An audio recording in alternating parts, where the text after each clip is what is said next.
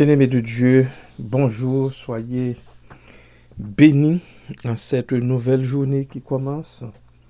Et le peuple de Dieu chante, crie et dit, à Dieu soit la gloire par son grand amour, car de sa victoire nous voyons le jour, nous bénissons son nom béni et saint.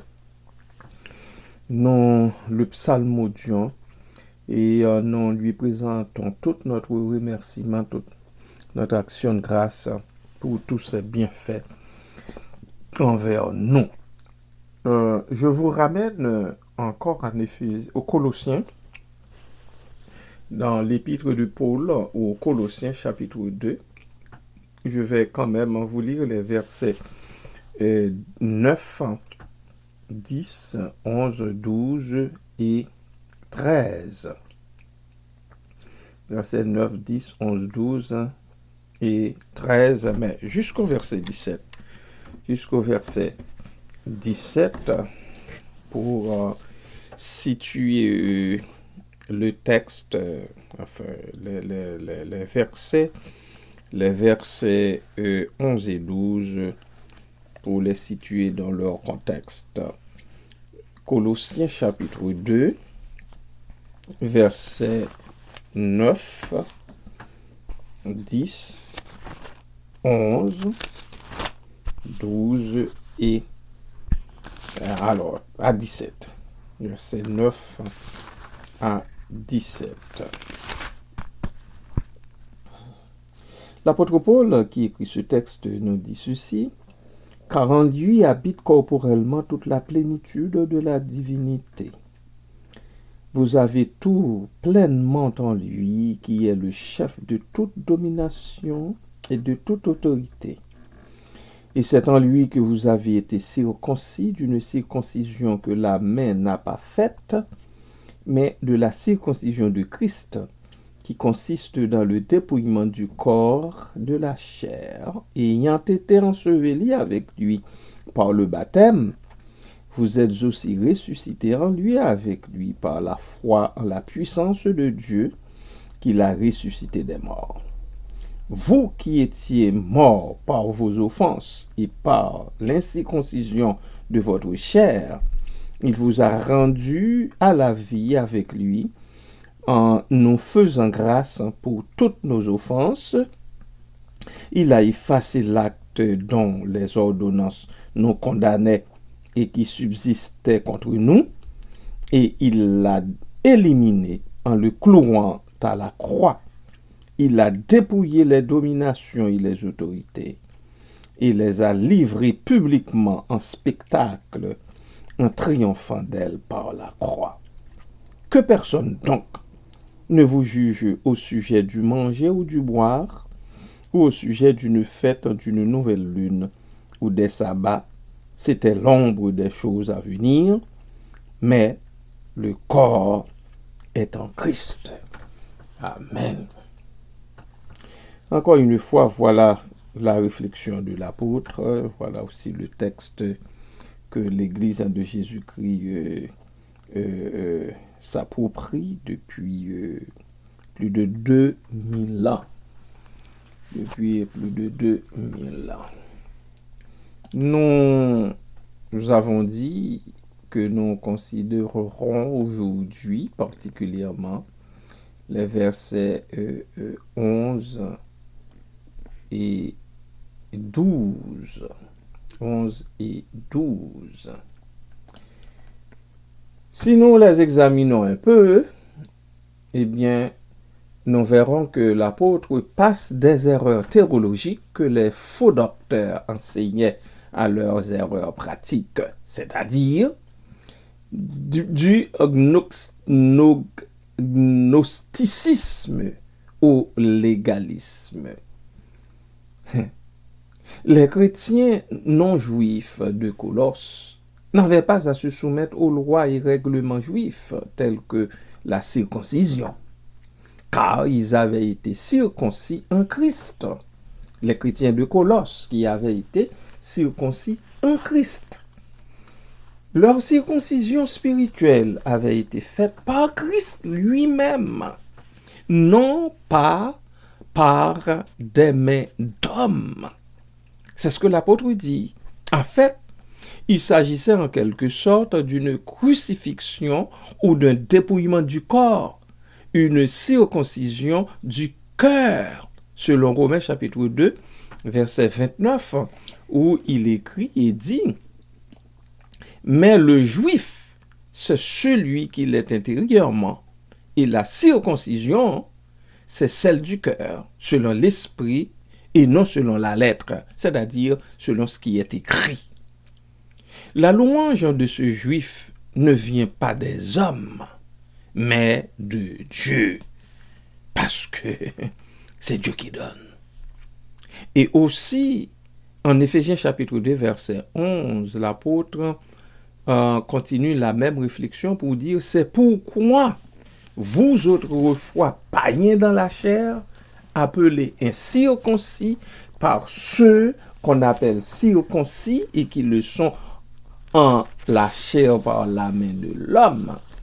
Souvenez-vous, souvenez-vous. » Éphésiens chapitre 2, verset 11. Je pense que ça vaut la peine que je vous lise les versets 11, 12 et 13.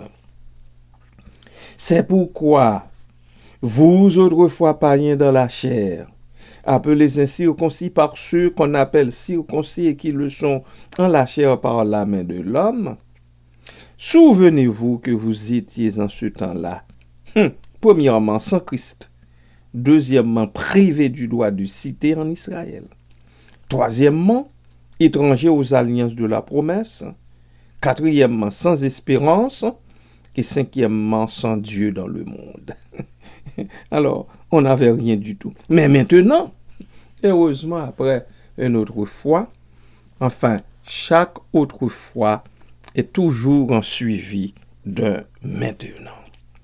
Mais maintenant, en Jésus-Christ, vous qui étiez jadis éloignés, vous avez été rapprochés par le sang de Christ. Amen. Amen. Alléluia. Notre autrefois est passé. Notre maintenant vit en Christ. En Christ. Alors, l'apôtre se base là-dessus pour nous le rappeler. C'est-à-dire, les croyants sont donc dépouillés une fois pour toutes du corps de la chair, littéralement des pensées charnelles, selon Colossiens chapitre 2, verset 18. Par la mort et la résurrection de Christ, ils sont dépouillés. Par la mort et la résurrection de Christ. Ce que les hommes étaient en Adam, pécheurs, déchus et corrompus, avait été détruit par Christ. En Christ, le croyant devient une nouvelle créature. Enfin, nous l'avons, tout le monde connaît ce texte en 2 Corinthiens chapitre 5, verset 17. Et de plus, étant donné qu'il est placé sous l'autorité d'un nouveau chef, Christ, le croyant possède une nouvelle autorité pour sa vie. Non pas la loi de Moïse, mais la loi de Christ. C'est pour ça l'apôtre dit, si quelqu'un est en Christ, il est une nouvelle créature. Les choses anciennes sont passées, et voici toutes choses sont devenues nouvelles. Le dépouillement dont il est question provient du mot grec apekdisei, qui signifie séparation totale, qui n'apparaît nulle part ailleurs dans le Nouveau Testament. Ce dépouillement de l'ancienne vie se produit au moment du salut, lorsque les croyants sont ensevelis avec Christ par le baptême du Saint-Esprit. 1 Corinthiens chapitre 12, verset 13 nous en parle. Et les croyants sont ressuscités en lui et avec lui pour une vie nouvelle. Ce co-ensevelissement et cette co-résurrection sont illustrés dans le baptême. C'est pour cela que nous insistons beaucoup sur le baptême lorsque nous enseignons les bien-aimés, lorsque nous faisons la classe, la classe des catéchumènes, bien entendu, lorsque nous enseignons aux bien-aimés les rudiments de cette ordonnance, de ce commandement, parce que c'en est un commandement de Christ, de cette ordonnance, le baptême. Vous savez que le Seigneur, avant de s'en aller au ciel, il nous a laissé 2 ordonnances. Le baptême et la Sainte Seine. Le baptême. Dans le baptême d'eau, l'immersion illustre l'ensevelissement dont il est question dans ce texte de Paul. L'ensevelissement avec Christ et la sortie de l'eau dépeint la résurrection par la foi en la puissance de Dieu pour marcher en nouveauté de vie, selon Romains chapitre 6, verset 4. Alors, bien-aimés, c'est là notre destinée, après avoir été dépouillé de notre vieille nature, nous revêtons la nouvelle nature en Christ et nous vivons avec lui et nous vivons aussi en lui, parce que nous avons été crucifiés avec lui, ensevelis avec lui, et nous sommes ressuscités aussi avec lui par la grâce du Seigneur notre Dieu. Alors, nous nous arrêtons ici pour aujourd'hui. Nous continuons la prochaine fois avec les versets 14 et 15. Pour l'instant, nous allons en prière, mais bien avant, nous écoutons un morceau de prédilection pour nous préparer à la prière. Soyez richement bénis en Jésus-Christ. Amen. À celui qui se rend vainqueur et qui me glorifie, je donnerai, dit le Seigneur, ancien arbre de vie. Y croire force, honneur et louange, gloire, gloire.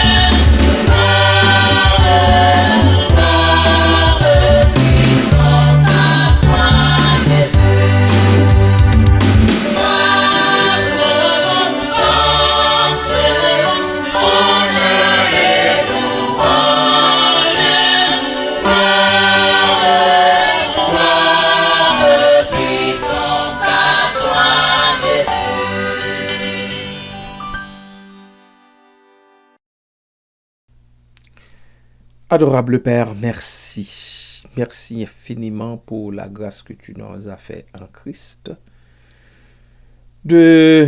d'accepter d'être enseveli avec lui. Et merci parce que tu nous as ressuscités aussi avec lui. Et désormais, nous vivons pour lui en attendant d'entrer dans ton ciel béni. Merci Père. Merci pour tes riches bontés, pour ta miséricorde, pour toute ta compassion. Merci pour ce jour nouveau dans lequel tu entres avec nous. Merci Papa. Merci pour toutes tes grâces. Merci Seigneur. Gare à nous d'oublier de te remercier pour les grâces reçues jour après jour, nuit après nuit. Merci Seigneur. Merci Papa.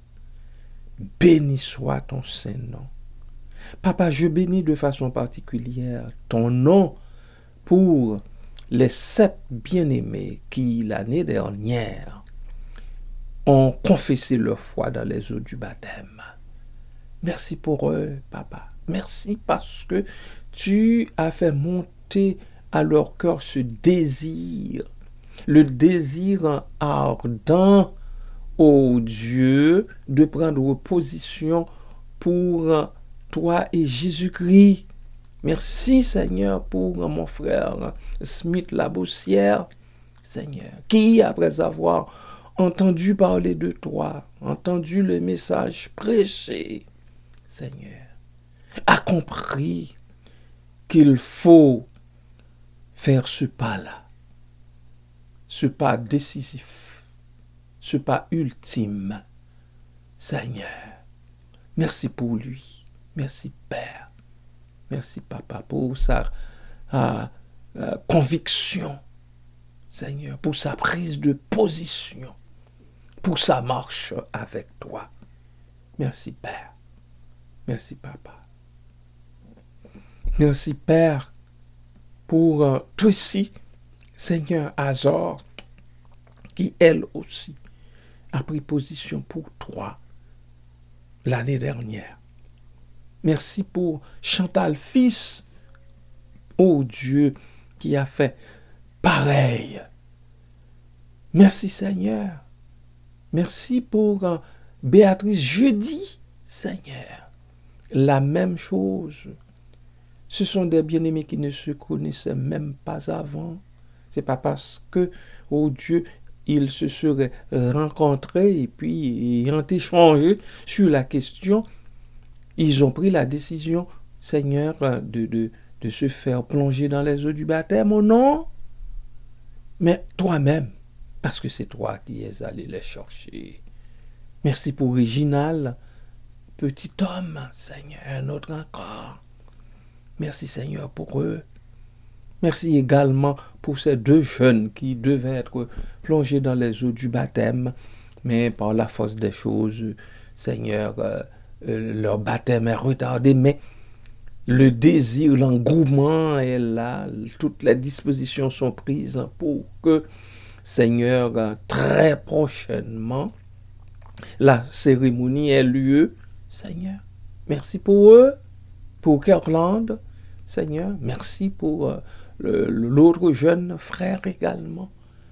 Merci Papa, merci pour tout ce beau monde, jeune et moins jeune, à qui, Papa, ton appel a été adressé l'année dernière, au fort même de la bataille, dans la grande pandémie qui continue de faire rage dans notre société et dans les églises aussi. Merci Seigneur pour toutes ces riches bénédictions. Merci pour ces gens. Merci Papa. Merci Père. Papa,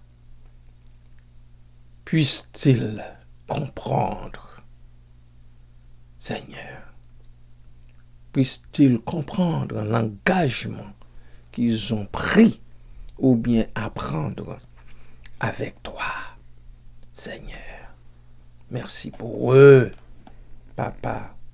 qu'ils sachent, encore une fois, qu'ils sachent qu'ils ont été ensevelis avec le Christ, mais aussi ressuscités avec le Christ. Et désormais, ils vivent pour lui plaire, et pour lui plaire seulement. Puissent-ils vivre leur dépouillement, Seigneur, leur ensevelissement, mais aussi leur résurrection d'entre les morts avec leur Seigneur, leur Sauveur, le Prince de gloire. Merci Père, merci Papa. À toi, à Christ et au Saint-Esprit, soit tout honneur et toute gloire au siècle des siècles. Amen. Bien-aimés de Dieu, ne vous en faites pas. Quelle que soit la situation dans laquelle vous vous retrouveriez présentement, sachez que non écrit dans plan mais bon Dieu, pas de monde qui est capable d'effacer. Pas de monde qui est capable d'effacer. Tandis que à celui qui sera vainqueur et qui le glorifie, il donne tout ce qu'il y a de mieux, le Seigneur lui-même. Il ne faut pas que nous l'oublions. Il ne faut pas que nous l'oublions. Soyez bénis richement, bien-aimés du Seigneur. Amen.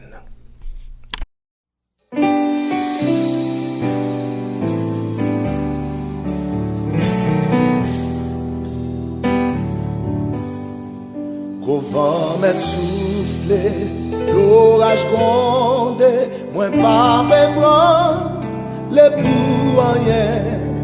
Même si pied me glissé, pas qu'à tomber, parce que même moi, non mais bon Dieu, non m'écrit, non là mais bon Dieu, personne pas qu'à effacer. Non m'écrit, non là mais bon Dieu, la veillée sur moi chaque jour.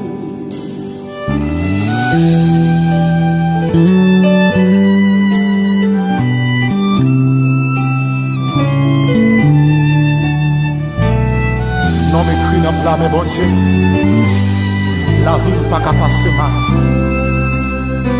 pas de rien pour me faire. Même si le vent souffle, même si il a tremblé, pas de rien pour me faire. Parce que le nom écrit dans la même chose. Non écrit dans la même Dieu, personne pas à effacer. Non écrit dans la même Dieu, à veiller sur moi chaque jour. Voici moi planté dans jardin bon Dieu, à assurance m'a pas avancé. N'importe sacrifié, pas m'inquiéter, parce que m'connais, moi bien caché. Non m'écrit, non. Amen. Non m'écrit.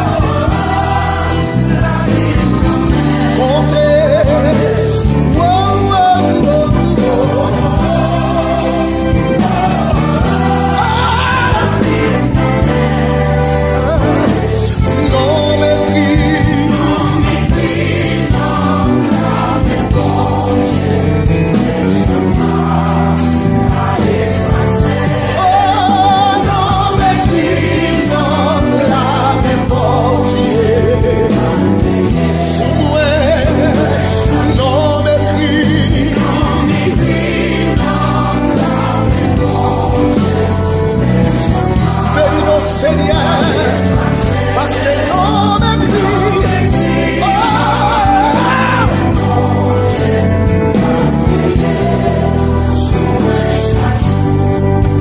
écrit non, non blâmer, pas peur, écrit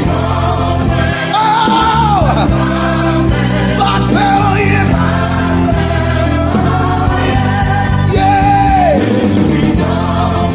non blâmer, pas peur marcher, pas peur wonga.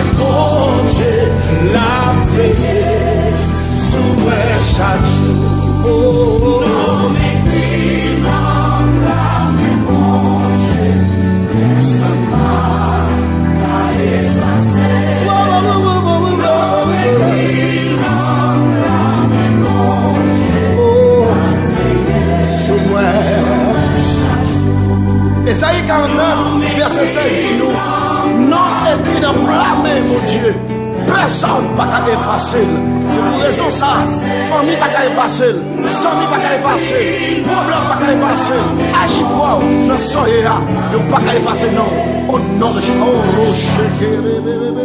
Non m'écris, non blâmer, bon Dieu. Personne pas qu'à effacer.